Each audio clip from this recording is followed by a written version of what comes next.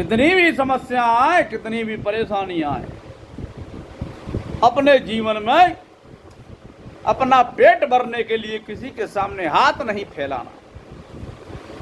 अपना पेट भरने के लिए, भरण पोषण करने के लिए, 2 वक्त की रोटी कमाने के लिए अपनी मेहनत से, पसीने से, जो पसीना बहाकर जो धन कमा उसी से पेट भरना। चाहे कितने भी बड़े संत हो, कितने भी बड़े महंत हो, कितने भी बड़े कथाकार हो,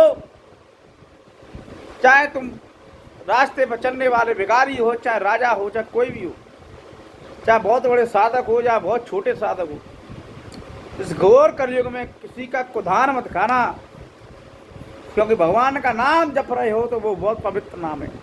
उस पवित्र नाम के लिए मेहनत और ईमानदारी से कमाई हुए धन से ही अपना पेट भरना। इस मनुष्य कलयुग में घोर अंधकार में जी रहा है, पाप के द्वारा कमाए हुए धन से ही अपनी गृहस्थी का पालन कर रहा है, उसी में से तुमको देगा।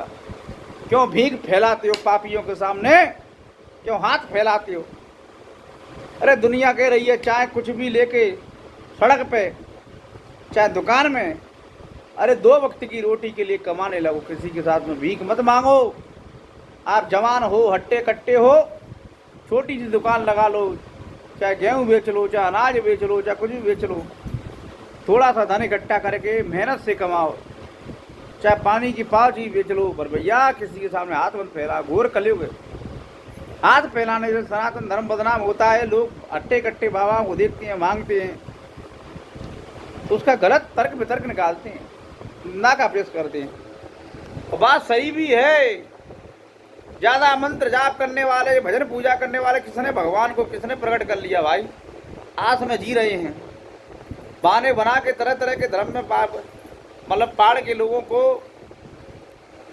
केवल आश्वासन दे के, अरे खुद ही ईमानदारी से चलो, खुद अपने पहले मेहनत पसीने से कमाओ, भगवान का नाम का संकीर्तन करो, ज़्यादा मोह माया मत करो, मत पहनो सोना चांदी, मत रहो गाड़ी बंगला में, ईमानदारी से जीवन व्यापन करो।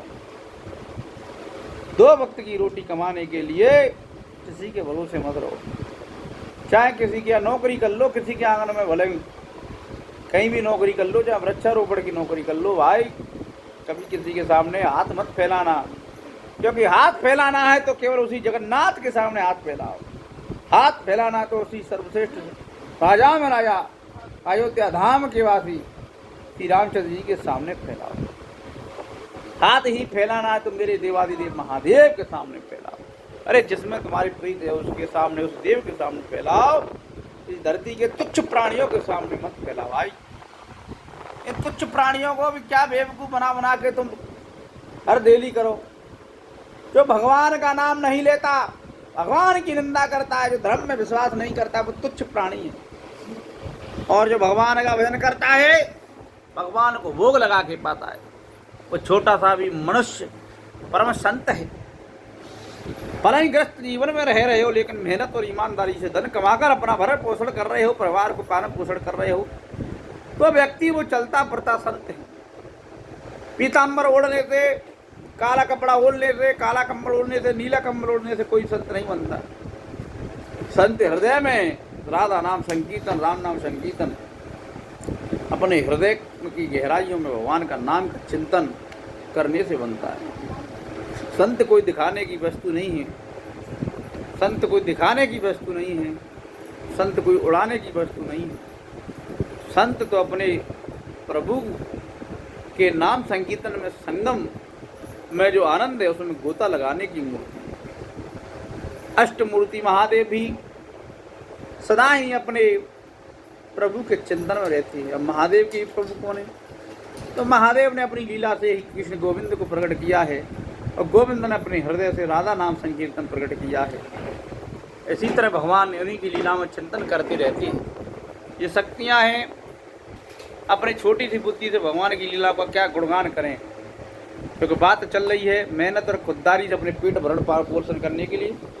किस कलयुग में, भविष्य में बहुत ही आगे ये मान लो कि परीक्षा होने वाली है। संतों के पहले लोग मांगने से दे देते थे, अब मांगना बंद करो, क्योंकि ना तो धर्मात्मा है, और तुच्छ शराबियों के यहाँ, कबाड़ियों के यहाँ, नशेड़ियों के यहाँ भीख मांगने से अच्छा है कि अपने आप को गंगा में ढकेल लो, कभी धरती पे आदमी बोझ तो नहीं बनेगा।